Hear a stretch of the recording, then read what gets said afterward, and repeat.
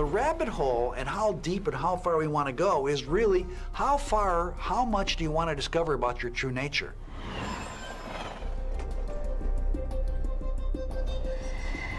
Anybody who spends so much time trying to explain it is likely to get lost forever down the rabbit hole of mysteriousness.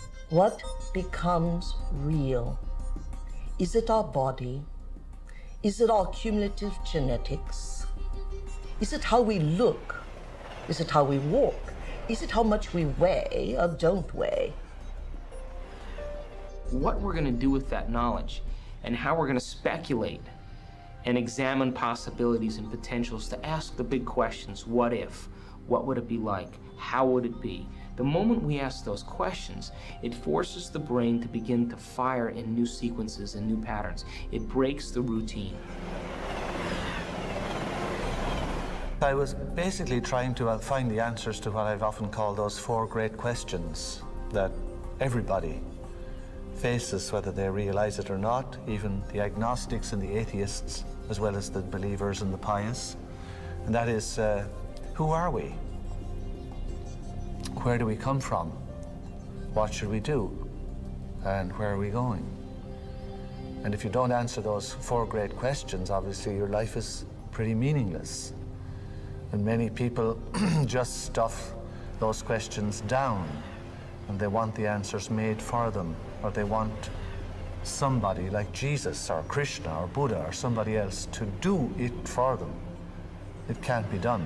It's like wanting someone to be born for you, or to die for you, or to eat your lunch for you. These things are inescapably personal. What is truth? What is lasting truth? What is really important? Physics of mind, physics of thought. What is a thought? What's it made of? Is it made of anything? Does it have its own independent reality? So these are the kind of things that we have to ask about. These are some of the questions that quantum physicists and so forth are looking at, and some of the questions that researchers of consciousness studies are looking at to try to uncover and unravel what is human consciousness and how we make sense of it. Why are we here? Well, that is the ultimate question, isn't it? By we, I assume you mean consciousness, conscious beings. That's we.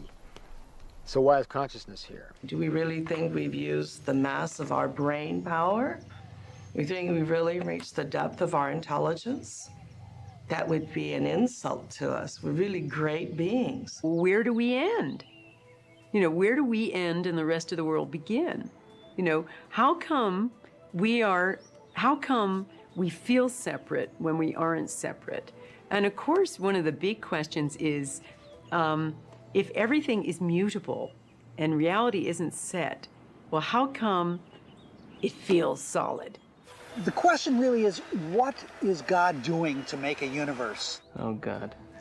When we ask the great questions, something amazing happens in our mind. We have to stop the routine way in which we think.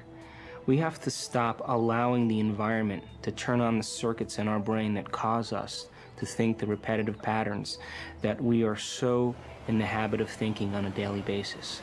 To ask the great questions is to be an inspiration.